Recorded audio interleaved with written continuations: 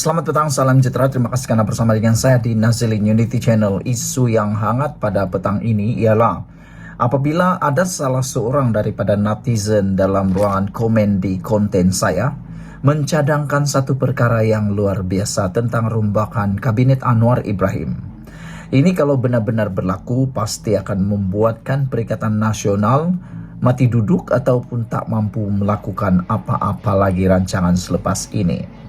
Ada netizen mencadangkan supaya Datuk Seri Anwar Ibrahim mengambil beberapa tokoh pemimpin UMNO yang sebelum ini kelihatan pernah seperti bersama dengan Perikatan Nasional menyokong Muhyiddin Yassin. Antara orang tersebut yang dicadangkan, maksud saya ialah orang yang dicadangkan supaya dapat masuk dalam Kabinet Anwar Ibrahim ialah tentulah nama yang sudah agak sepi sejak semenjak ini, yang mana orangnya adalah orang yang amat berpengaruh, yaitu Hishamuddin Tun Hussein.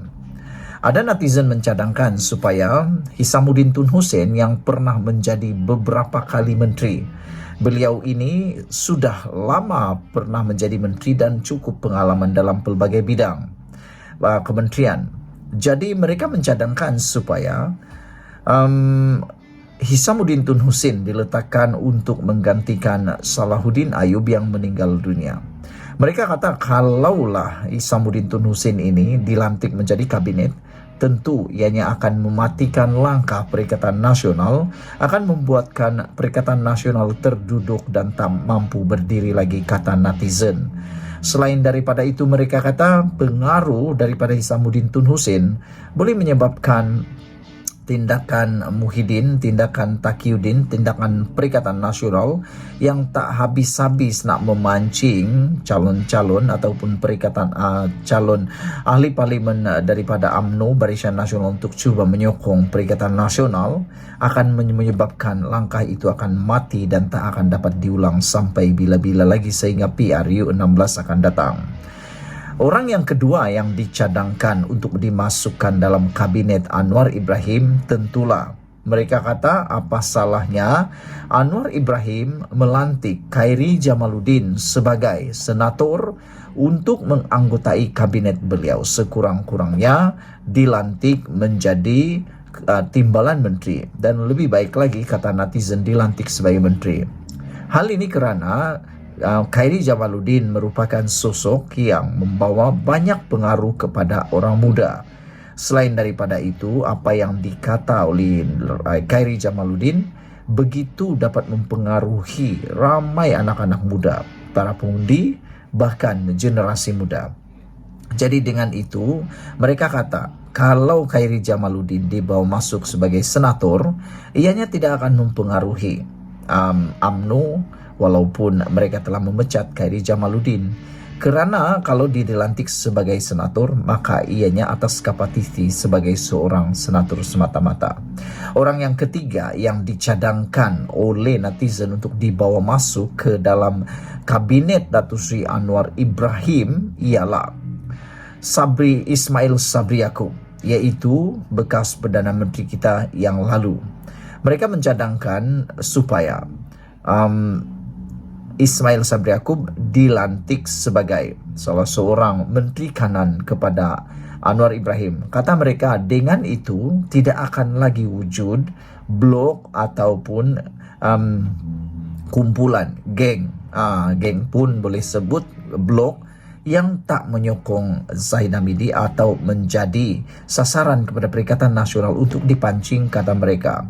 Dengan tiga pribadi ini, kalau berjaya dimasukkan dalam kabinet, kata mereka, ianya akan lebih dapat membuatkan pentadbiran negara lebih kukuh dan lebih baik. Kerana selain daripada faktor politik, mereka ini, tiga pribadi ini juga adalah pemimpin yang amat berpengalaman. Dan salah satu lagi yang ingin netizen katakan boleh dibawa masuk dalam kabinet Datuk Seri Anwar Ibrahim, ini satu cadangan semata-mata, ialah dibawa masuk semula mantan Presiden Parti Muda, iaitu Syed Saddiq Syed Abdul Rahman.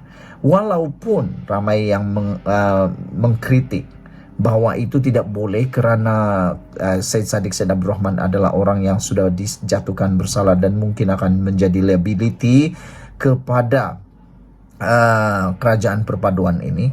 Namun demikian harus diingat bahawa di mana-mana sekarang pun parti politik dan gabungan ada liability berkaitan mahkamah dan dijatuhkan hukuman bersalah. Jadi oleh sebab itu kata mereka tiada masalah untuk Syed Saddiq Syed Abdul Rahman menyumbang tenaga sebagai pemimpin muda dalam kerajaan perpaduan dan rombakan kabinet tersebut. Dan yang keempat yang dicadangkan supaya menjadi salah seorang daripada ahli kabinet kepada rombakan Anwar Ibrahim ialah tentulah mereka mahu supaya anak Anwar Ibrahim sendiri iaitu Nurul Izzah untuk dimasukkan sebelah kepada kabinet. Tapi yang paling kontroversi yang saya jumpa di dalam komen netizen itu ialah beliau mencadangkan atau mereka mencadangkan satu cadangan yang kontroversi dan saya tahu anda tak akan minat. Tapi mungkin boleh difikirkan dari segi langkah strategi politik. Kata mereka, apa salahnya melantik semula paling tidak kata mereka lantik semula Hamzah Zainuddin di dalam kabinet Anwar Ibrahim. Langkah ini sebenarnya tidak popular dan langkah ini adalah langkah yang amat kontroversi seperti awal saya katakan tadi. Mengapa pula diambil Hamzah Zainuddin kata mereka? Hal ini kata netizen tersebut, beliau kata kalau Hamzah Zainuddin berjaya dijadikan menteri walaupun daripada blok pembangkang, maka ini akan dapat menstabilkan kerajaan. Kata mereka, lebih baik kita memikirkan kestabilan kerajaan ini, kestabilan ekonomi, politik, sosial yang ada di Malaysia selama 4 tahun ini daripada berpolitik, kata mereka. Jadi netizen tersebut mengenepikan unsur politik di dalam cadangan tersebut. Jadi inilah yang paling kritikal dan paling kontroversi, yaitu mencadangkan Hamzah Zainuddin dilantik sebagai salah seorang menteri dalam kabinet.